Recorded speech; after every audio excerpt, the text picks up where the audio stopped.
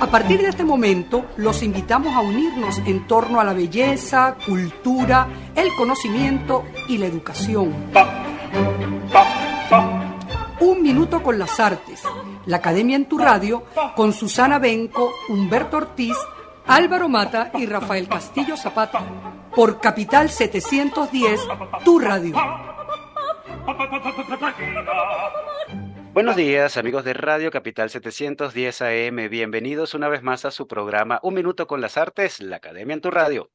Esta mañana estaremos acompañándoles con inmenso placer Quickly Studio en la edición, montaje y administración de redes sociales, Jorge Duque en la producción y coordinación de la estación, y frente al micrófono Susana Benco, Humberto Ortiz, Rafael Castillo Zapata y Álvaro Mata, todos bajo la dirección de Don Radamés Pepe Lebrón. Queridos profes, bienvenidos y bienvenidos, querida audiencia. Días calurosos, caramba, ¿no? Pero bueno, se avecina la Semana Santa, estamos en medio de ella y el clima es propio de estos días. ¿Cómo los trata la vida, Susana, Humberto y Rafa? Hola, bueno, excelente. Bueno, ya dispuesta pues a tener una conversación muy interesante con una persona muy importante en en nuestro panorama del arte venezolano. Buenos días también a todos de mi parte. Un gran saludo a los escuchas y a ustedes, compañeros. También muy entusiasmado con la conversación de hoy. Muy contento, emocionado, diría. Sí. Bueno, eso no es nada raro en nuestro querido y apasionado maestro que siempre nos contagia al inicio su emoción. Y bueno, más allá de la emoción de Humberto, contagiosa siempre, la emoción es de verdad, es sincera porque la persona que hemos invitado en esta ocasión nos emociona mucho por su trayectoria y por su obra fundamentalmente, que es ahí donde deja la huella de lo que ha sido su experiencia vital y creadora.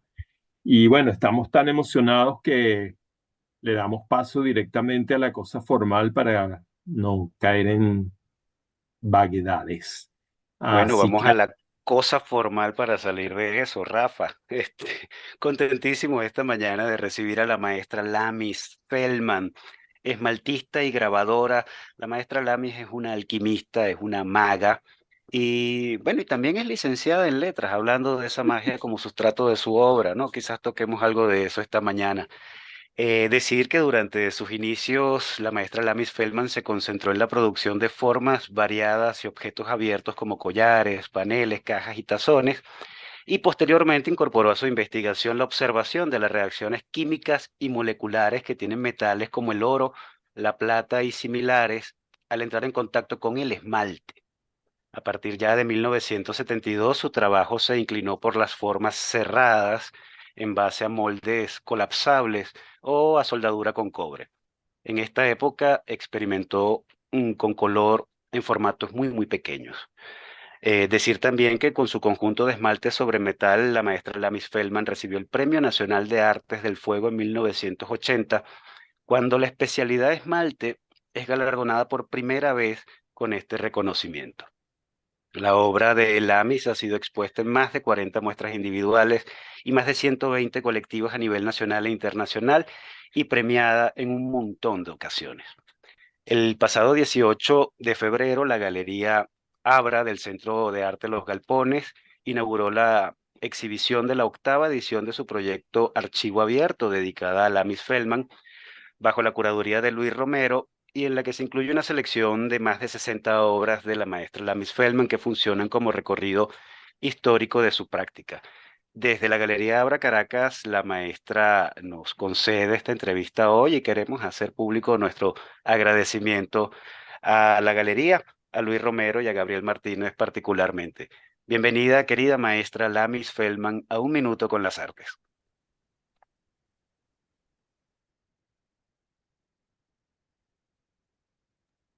Bienvenida, maestra. Gracias, gracias. Gracias a ustedes por invitarme. bueno, y gracias a Bueno, usted por aceptar la invitación. Y bueno, como ya dijimos al principio, muy contentos de tenerla con nosotros y Creo que vamos a tener una mañana muy enriquecedora y bueno, como siempre, vamos a darle a nuestra audiencia lo mejor de lo mejor.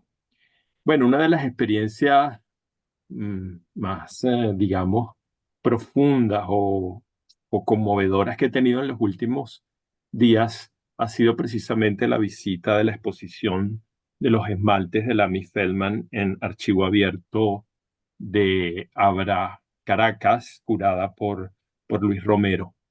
La disposición de las piezas en el espacio, apenas uno entra, da una sensación de entrar a un templo, una experiencia espiritual extraña, porque estamos frente a objetos que son aparentemente objetos de carácter cotidiano, como cuencos, floreros, jarras, y sin embargo se crea una atmósfera demasiado intensa desde el punto de vista espiritual, que a uno le hace pensar, a mí me hizo pensar y ahora lo recuerdo, en la palabra religión en un sentido etimológico en principio. Es decir, la idea de ligar, de religare. Algo se liga ahí en ese ambiente que, bueno, tiene mucho que ver con la calidad específica de cada obra, pero también con el modo como Romero pensó la disposición de las piezas en el espacio, que es un conjunto, bueno, fundamental de toda exposición. Esa alianza, esa liaison también, ¿verdad? Esa ligazón entre la obra del artista y el museógrafo. Y creo que ahí han logrado una construcción espacial, bueno, reverencial, no sé cómo llamarla, casi que votiva. Y creo que eso puede tener algo que ver con la naturaleza de la obra de Feldman, que es el trabajo con el fuego, con los misterios del fuego y con lo impredecible de la acción del fuego sobre el material. Y creo que en esta mañana vamos a hablar de esas cosas, ¿verdad? Eh, ella, en el principio del texto de Sala que firma Rigel García, podemos leer lo siguiente, y quiero empezar por allí para darle pie a la maestra para que converse con nosotros sobre su tarea como esmaltista. Lamy Feldman, Maracaibo, 1936, dice Rigel García, recuerda con emoción su encuentro con los caracoles oliva en las playas de Higuerote, Venezuela, a principios de los años 70. Los extraordinarios matices y las texturas como de alabastro pulido de las conchas la hicieron pensar llena de asombro e impotencia, ellos pueden y yo no. Para entonces la artista tenía varios años trabajando el esmalte sobre metal, una técnica en la que la creación de superficies vítreas con diferentes colores y texturas parecía estar limitada a un número definido de soluciones de acuerdo a la reacción incontrolada de los materiales ante el fuego. Lo cierto es que para ese momento también había comenzado a introducir innovaciones sin precedentes en este campo, un impulso que caracterizaría toda su carrera como esmaltista y que permitiría afirmar que Feldman, muy a su modo, como los caracoles, sí pudo. Es decir, lo que la naturaleza le ofrecía como magnetismo ideal, ¿verdad? Que fueron esos caracoles encontrados al azar en la playa, y la voluntad o la tentación o el impulso o la intuición, como diría quizás ella, ¿verdad? Que la llevaron a tratar de hacer algo tan perfecto como la naturaleza lo hace en el caracol, en la concha del caracol. Y ciertamente hay una relación muy hermosa entre el esmalte de las piezas y la concha del caracol, el nácar de ciertas conchas que encontramos en la playa. Eso habla en principio de un vínculo original en el trabajo de Lamy Feldman entre naturaleza y arte, ¿no? Es decir, la relación con el material y el modelo de la naturaleza. Y bueno, creo que lo alcanzó. Ellos sí pudieron alcanzar la belleza del esmalte, dijo Lamy Feldman, y al final de su trayectoria, ella se ha convertido también en un caracol por su capacidad de producir esmaltes tan bellos. ¿Podría conversarnos un poco, querida Lamis, a propósito de esa relación entre naturaleza y arte que parece estar, digamos que, nutriendo todo el proceso de su actividad como creadora?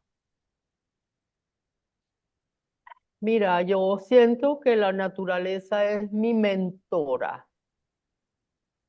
Me gusta mucho investigar, si es posible, a fondo lo que hace la naturaleza, las formas, los colores,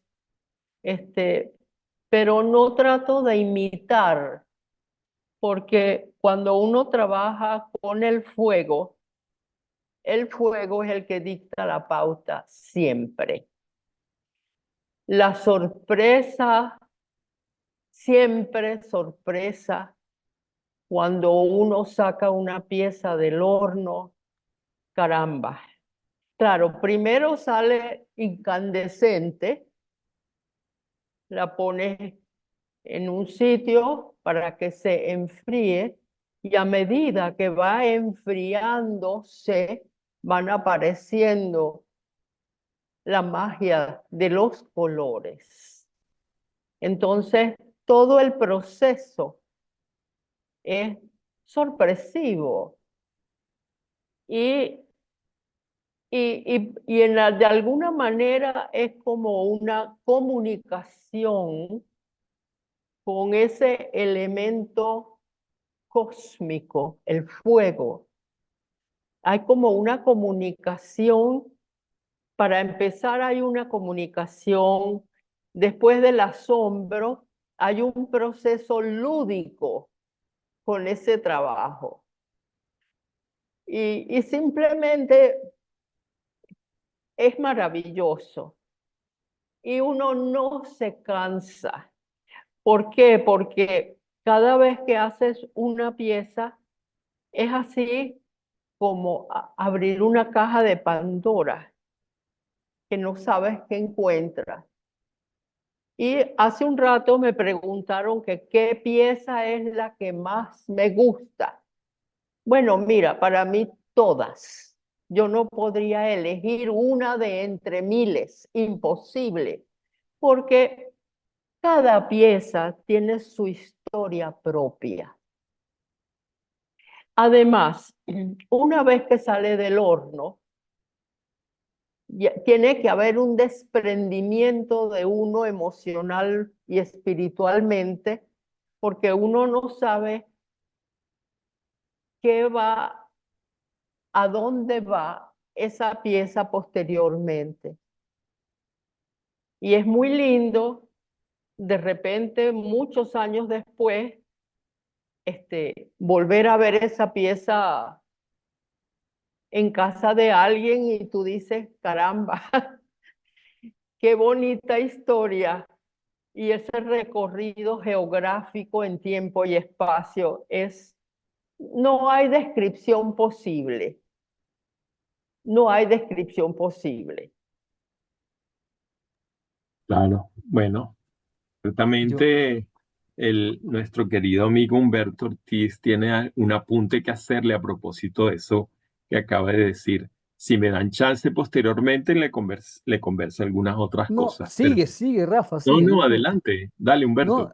es que tocó un tema que me parece completamente hermosísimo y valioso. Primero No que es oigo. ¿me escucha? Sí, ¿Me ahora escucha? sí. Un tema que me parece valiosísimo, importantísimo, que es el valor del objeto en sí mismo y por sí mismo, ¿no? Si hay algo que es grandioso en las cosas que he visto de usted siempre, es que el objeto parece que fuera único, preciso, absoluto y que valiera por su sola presencia, que eso me recuerda a mí mucho lo que antes o algunos han intentado llamar el arte por el arte, pero que tampoco es arte por simplemente arte, es trabajo formal de presencia pura, que es a donde quiero ir siguiendo un poco la conversación de Rafael como introdujo.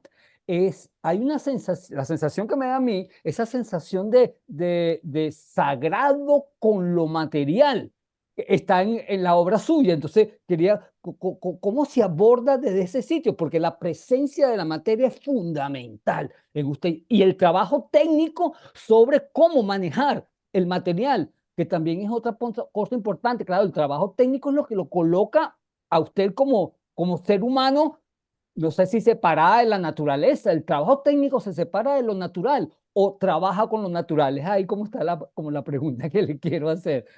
¿Cómo implica la investigación técnica del trabajo artesanal y el trabajo con la naturaleza? ¿Cómo se maneja esa relación que en usted parece íntima? Mira, no sabría responder esa pregunta porque honestamente no sé.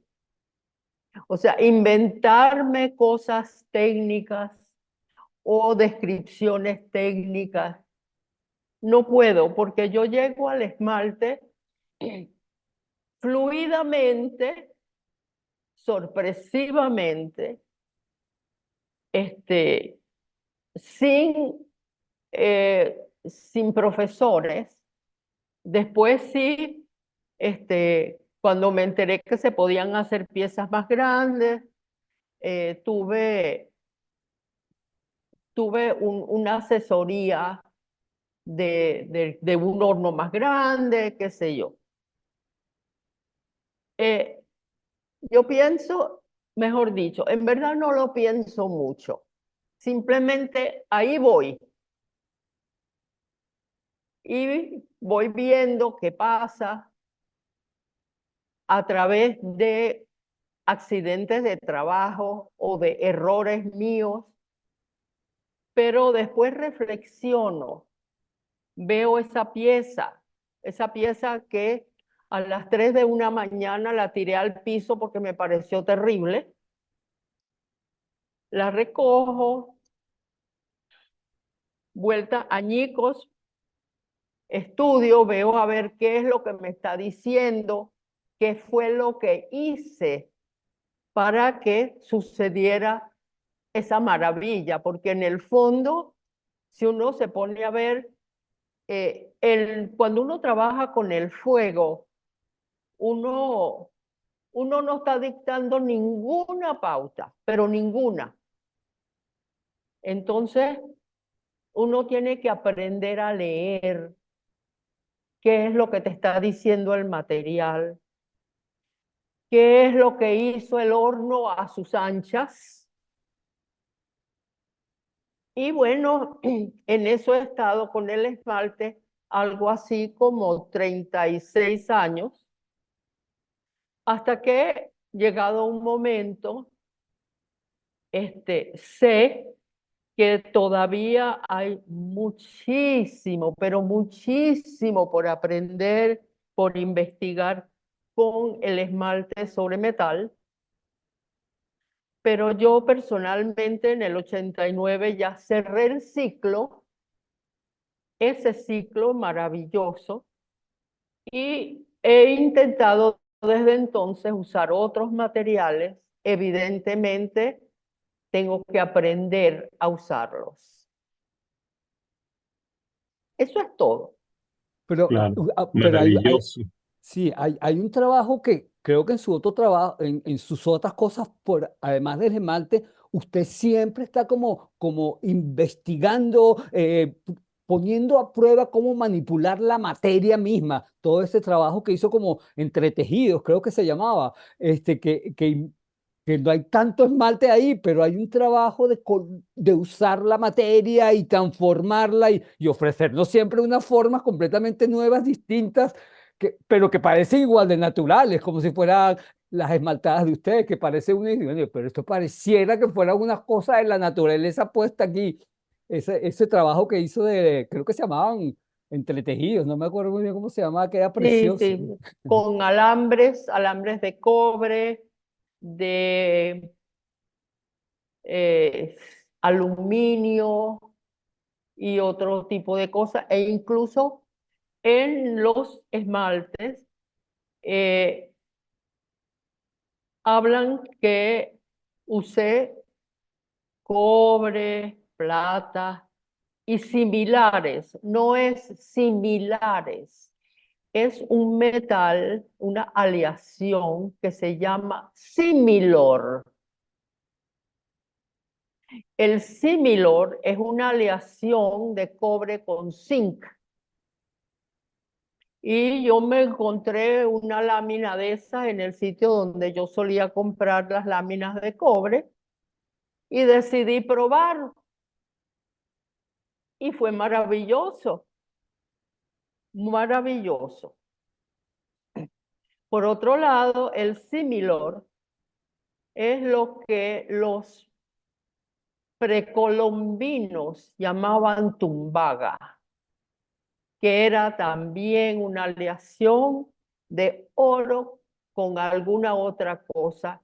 E hicieron, especialmente los Quillacinga en Colombia, hicieron una joyería realmente finísima, finísima. Entonces, quería aclarar ese punto de similares porque no es similares. ¿Ok? ¿Qué Sí, es otra una, cosa les Gra- puedo? Gracias ¿Ah? por la aclaratoria, maestra. sí, Sí, por esta información, ese error se ha corrido, digamos, por Es las clave, diferentes sí, reseñas suyas en internet. sí, Bueno, ya quedó asentado. Similor, tremendo similor. datazo. Querida maestra, queridos profes, vamos a hacer nuestra acostumbrada pausa musical en esta mañana. Vamos a escuchar una danza cubana del gran Ernesto Lecuona con Tomás Tirino al piano, los compromisos comerciales de la emisora y regresamos en nuestra conversa con la maestra Lamis Feldman.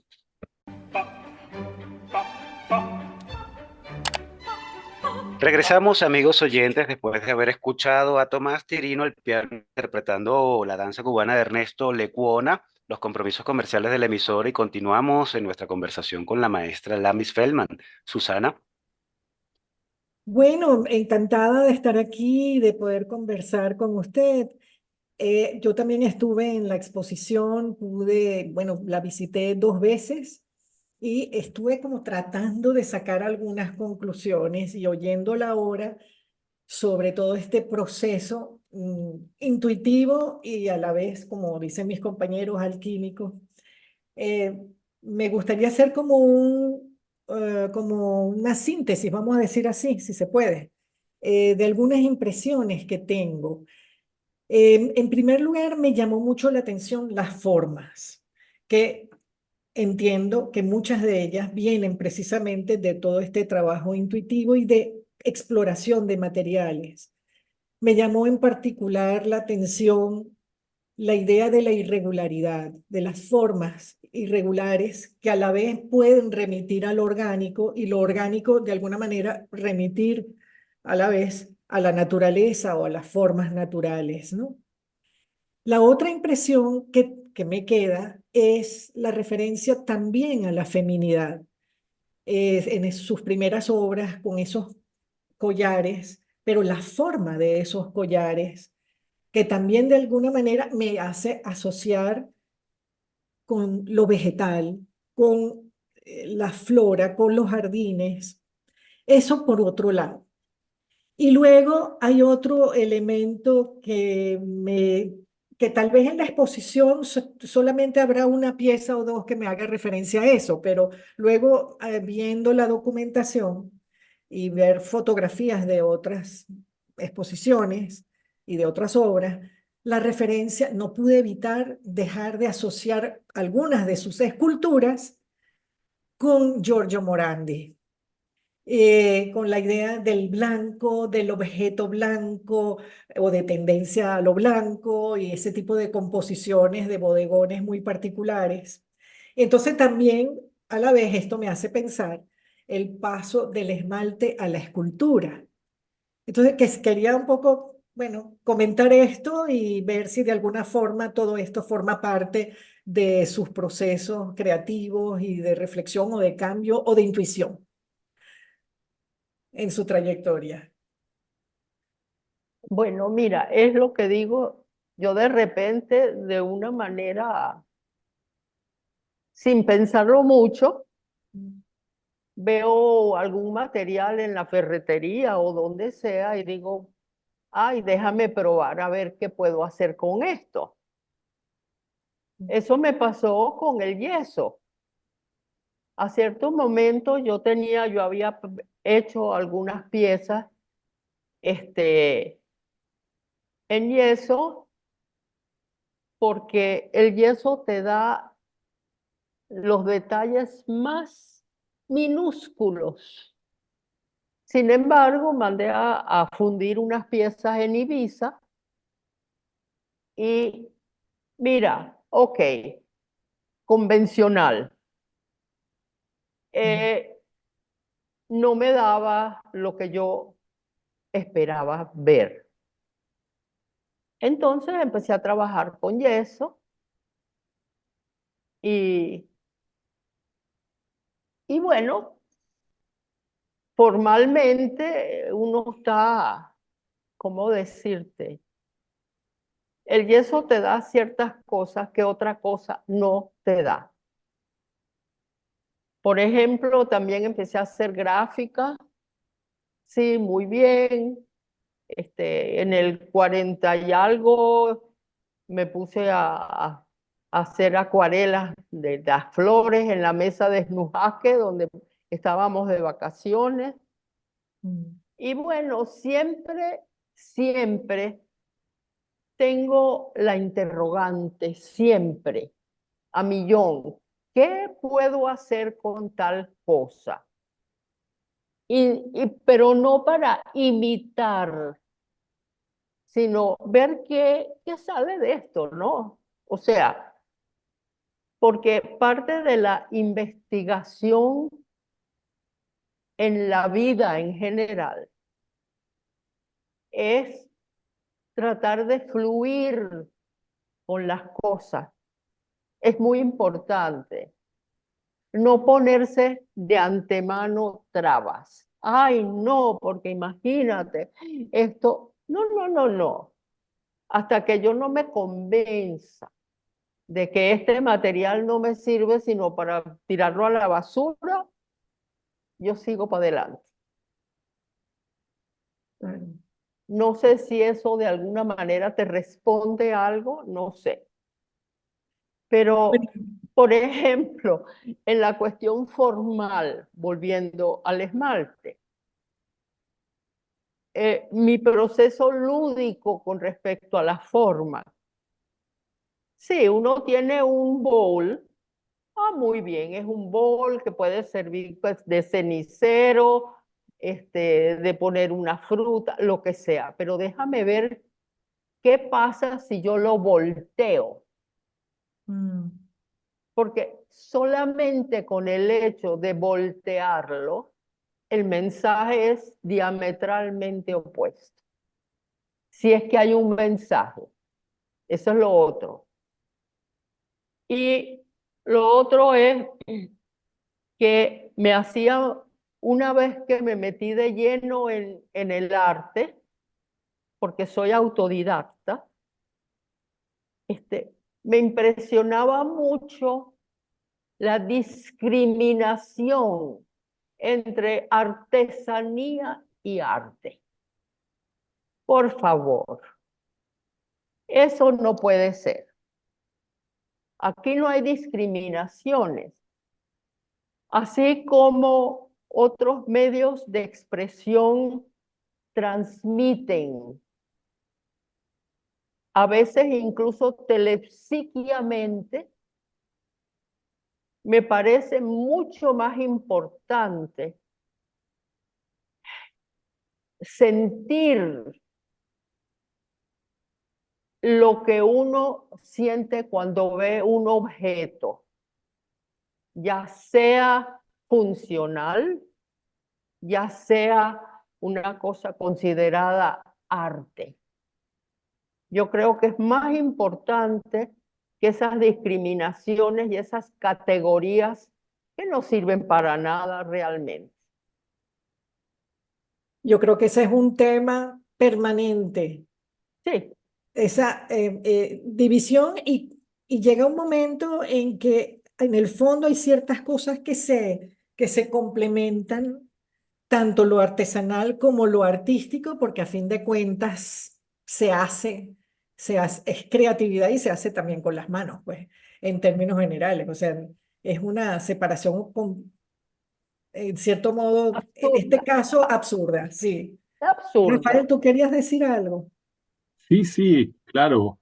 Escuchando la maestra, se presiente y se siente su actitud combativa, su actitud que recuerda quizás momentos de su juventud de potente cuestionamiento del status quo, dicho con palabras bastante convencionales, pero que se ve en su manera de enfrentar las categorías. Por ejemplo, se ve que ella tiene una resistencia fuerte a la idea de intelectualizar los procesos, y los evita y prefiere hablar de instintivo, de lo intuitivo, de lo que ocurre de manera espontánea casi. Ella ha hecho mucho énfasis, y es muy interesante eso, en que ella todo parece haberle venido o sobrevenido como revelaciones, como si ella no estaba buscando eso y se lo encontró. Y en parte así es el proceso artístico. Pero eso me recuerda que nuestra querida maestra estudió letras. Y estudiar letras ya le da a las personas, a todos nosotros, yo estudié letras, Álvaro estudió letras, Susana estudiamos letras, casi todo, menos Humberto. Pero venimos de esa misma, estamos maleados por la Escuela de Letras de la Universidad Central de Venezuela, y tú provienes, por cierto, de esa época candente de la llamada renovación de letras que Sí. tantos frutos ha dado en el campo cultural venezolano en todos los sentidos, no solamente en el literario. Y bueno, se ve que tú, el paso por la Escuela de Letras, y eso me reconforta muchísimo, porque yo sigo siendo profesor de la Escuela de Letras, que algo pasa en la Escuela de Letras que altera las conciencias y las empuja a una relación con el mundo que no ocurre en otras carreras ni en otras escuelas de letras.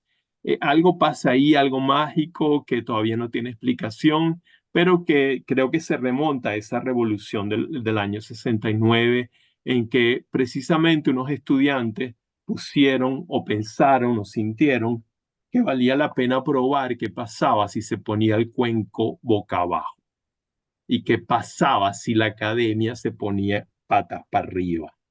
Y de ese poner patas para arriba a la academia, bueno, ha surgido lo que es una tendencia que la Escuela de Letras ha mantenido en el tiempo y que sigue nutriendo a sus estudiantes, porque yo veo que nuestros estudiantes no solamente son activos y efectivos en letras, en literatura, sino en las artes.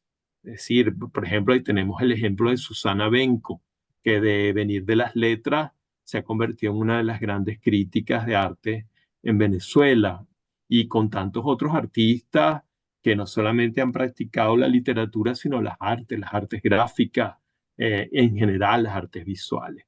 Y creo que, bueno, quería hacer esa salutación a una letrada tan reacia al letrismo, y que me recuerda mucho a mi gran maestra María Fernanda Palacios, que en todo lo que le Ay, leo sí. siempre hay ese resabio contra los saberes instituidos, la teoría, la crítica, siempre tratando de desvincularse de esos mamotretos ideológicos y teóricos. Y bueno, la libertad que da el arte es precisamente jugar y burlarse de las categorías, y es lo que nos está diciendo Lamy Feldman. No me hablen de arte y artesanía, o sea, esas distinciones no tienen sentido. Y eso lo puede comprobar cualquiera de ustedes yendo a la exposición. O sea, qué maravilla es tener un cuenco de esos en la cocina y ponerle, qué sé yo, lo que querramos. Ella dijo frutas, pero esa relación entre lo utilitario y la pureza de la forma y la belleza es irrepetible. Eh, ¿Cuántos de nosotros no seríamos felices de tener una pieza de Lamy en nuestra cocina o en nuestra mesa? O sea, sería una cosa bellísima. que nos plantea un problema adicional que nos va a dar para otro programa. Está abriendo esa compuerta, que es el tema de la belleza de la que nadie habla hoy día. O sea, Sí, porque a mí me es parece muy rico. una cosa que está, la belleza está desprestigiada y las Sí, piezas de Lamy son bellas. Y claro, ahí entramos en un problema conceptual, es decir, que a qué llamamos belleza. Y ahí no nos va a dar tiempo para hacerlo. Pero quiero decirles a los oyentes que no se pierdan la oportunidad de sentir la plenitud de la belleza pura en esos objetos que ella ha logrado eh, hacer emerger de la naturaleza o de la materia, como decía Humberto. Es la magia de cómo ella, como una mediadora entre la materia y el fuego, produce epifanías irrepetibles, porque ningún jarro se parece al otro. Todos son emanaciones de un acto sagrado que no podemos explicar. Y ese discurso, mis compañeros del departamento de teoría, cuando lo escuchen, dirán que me volví loco, que fui raptado por el área de literatura y vida. Y estoy hablando como Marco Rodríguez del Camino o esos grandes profesores de esa área. Pero bueno, no, esa es la emoción que provoca la Mi Feldman, que hasta un teórico como yo se siente que le flaquean las piernas a la teoría frente a la enormidad, frente a la que ella nos pone eh, con sus pero bueno, pies. yo Sí, quisiera agregar una cosita nada más a todo eso, porque yo sí soy teórico y yo vengo de la filosofía, Lamy, te lo digo. Pero yo sí quería tocar un punto que me parece muy rico lo que estamos tocando aquí, que creo que en tu trabajo es fundamental, que es un compromiso real, casi anímico, afectivo, no, casi no, anímico, afectivo con la materia. Que hay una relación donde, claro, son cosas muy particulares, muy verdad, pero están cargadas de una personalidad muy clara que es Lamy Feldman. Le quiero decir, entonces hay como una presencia del artista siempre como mediadora con la materia, siempre como mediadora, pero hay también una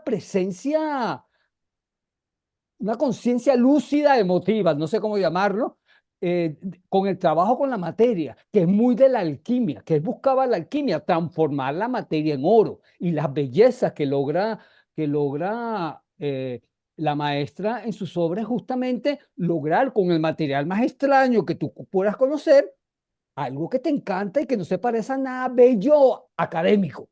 Es bello por sí solo y para sí solo. Quería comentar eso nada más, que como la magia, aparece la magia realmente ahí, muy alquímicamente además. Mira, yo diría que es como una reverencia a la belleza. Belleza que existe en todo. Es aprender a ver, aprender a observar. En la cuestión, por ejemplo, para dar un ejemplo muy cotidiano, cuando tú compras flores o te florecen las plantas de tu jardín, oye, sí, uno las corta, las pone. Y mucha gente, una vez que se muere esa flor, la bota. No, me parece que esa, esa hoja muerta tiene una belleza intrínseca, porque además tiene su historia propia también. O sea, esa hoja pasó por su etapa de semilla, de plántula, y con sus vicisitudes, con los bachacos y las alimañas y todo eso. Y a pesar de eso, fructifica, florece.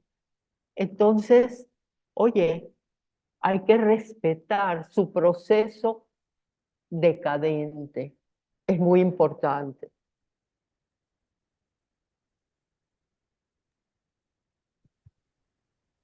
Bueno, maestra, ya para cerrar, a mí me gustaría preguntarle por un dato que conseguí por allí y como Rafa acaba de hablar de la Escuela de Letras de la UCB, se ve que su vínculo con la literatura aún persiste con fuerza porque me conseguí el dato que una de las aspiraciones que tiene Lamis Feldman es ver publicado pronto su traducción del Kalevala, esa epopeya finlandesa compilada La por Elias maravilla. Lönnrot en el siglo XIX a partir de fuentes folclóricas. Cuéntenos, maestra, cómo llegó al Kalevala y bueno, de qué se trata esto que nos presenta. Bueno, uno a través de las lecturas siempre hay referencias a otras cosas y siempre me encontré con las referencias del Kalevala. Digo yo, bueno, déjame ver en qué consiste esto. Lo empecé a leer en inglés, evidentemente. Quise aprender finés, pero no fue posible. Entonces, oye, me fascinó porque es un libro muy importante. De hecho, en Finlandia lo celebran cada 28 de febrero. El señor o doctor, porque era médico de provincia, Elias Lönnrot, iba de zona en zona y escuchaba de labio a oído, fue que él sacó todo ese material. Escuchaba lo que decían los viejos, especialmente que todavía tenían ese vínculo tradicional. Hizo esa compilación que tiene de todo, es animista por excelencia, sí, pero si uno hurga un poquito, se da cuenta que ahí hay una historia, hay una psicología, hay una comicidad, un sentido del humor extraordinario en esa gente. Y después me entero que incluso es anterior al Bhagavad Gita y al Mahabharata, por ejemplo. Este, eh, nada, estuve no sé si meses o años con todos los diccionarios habidos y por haber, y en base a 3 versiones de escritores anglosajones, traduje eso del inglés. Entonces iba comparando. Espérate, aquí hay algo que yo no entiendo, porque hay unos ritos muy extraños.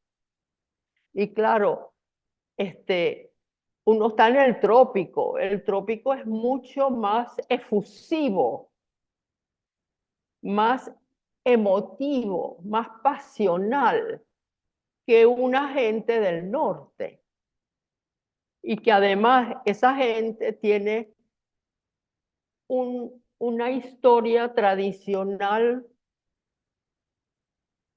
extraordinaria, extraordinaria, y las cosas se dan allá por una razón concreta. No es así, no sé, a mí me tiene justamente, yo hice esa traducción o esa interpretación, porque no es traducción, es una interpretación en el año 2010. Y ahora justamente estoy volviendo a revisar. Y es horrible, es horrible. Uno cuando escribe, ay, no tendría que revisar más nunca, porque siempre hay algo que corregir, siempre hay una palabra que te gusta más, que te describe más, que te emociona. Y te digo, en estos días fue pavoroso, porque agarró el runo primero y yo mantuve la palabra runo, que significa en finlandés cantos, cuentos, saga, lo que tú quieras. Yo mantengo la palabra runo, porque eso es lo que me da algo, ¿sí? Me conecta, pues. La palabra cantos en este sentido no me conecta. Y lo he estado viendo y bueno, corrigiendo otra vez. Y sí, me gustaría muchísimo poderlo publicar y compartirlo con la gente que habla español. Ya no castellano, por lo que tengo entendido, ya es español o como quieran llamarlo. Y Bueno, atentos los editores, ¿no, maestra? Con esta joya que tiene entre las manos, leer esa versión al español. ojalá, porque en verdad, de las cosas de mis 87 años, voy a cumplir 88 muy pronto, lo que más me ha conmovido ha sido mi trabajo con el esmalte y mi traducción con el Kalevala. Sí, tengo 2 hijas, mucha alegría, todo eso es muy bien, pero eso es una cosa que de alguna manera se da solo, ¿me entiendes? Uno no hace nada para eso.